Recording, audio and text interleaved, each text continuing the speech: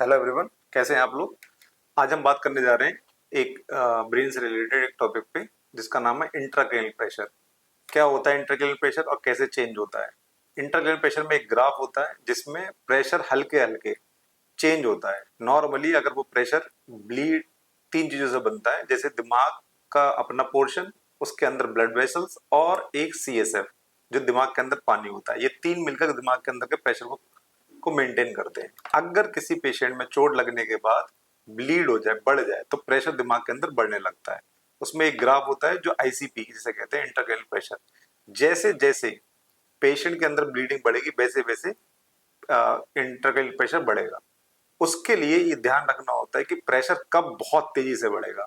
जैसा कि आप ग्राफ में देखेंगे तो ग्राफ में ये पता चलेगा कि प्रेशर नॉर्मली जैसे जैसे 1 ml 1-2 ml ब्लड बढ़ा ब्रेन के अंदर, तो प्रेशर बहुत हल्के हल्के राइज करता है। लेकिन एक कंडीशन ऐसी आती है जहां 25-30 ml के बाद एक भी ml ब्लड बढ़ेगा, प्रेशर बहुत तेजी से बढ़ता है।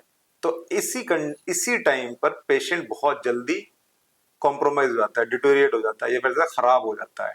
ये तीन चार चीजों से रिलेटेड होता है। जैसे पेशेंट का रेस्पिरेशन कम हो, जो नॉर्मली रात में कम हो जाता है, ब्रीदिंग पैटर्न कम हो जाते हैं, तब भी ब्रेन के अंदर कार्बन डाइऑक्साइड के रुकने की वजह से ब्रेन की ब्लड वेसल डायलेट होती है, जिसके वजह से प्रेशर बहुत तेजी से बढ़ता है और पेशेंट उस टाइम सबसे ज्यादा खराब होता है। नॉर्मली नाइट टाइम में ऐसा होता है।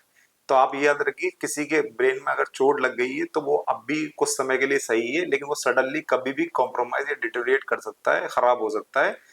इसी चीज को हम आईसीपी से रिलेट करके देखते हैं। Thank you.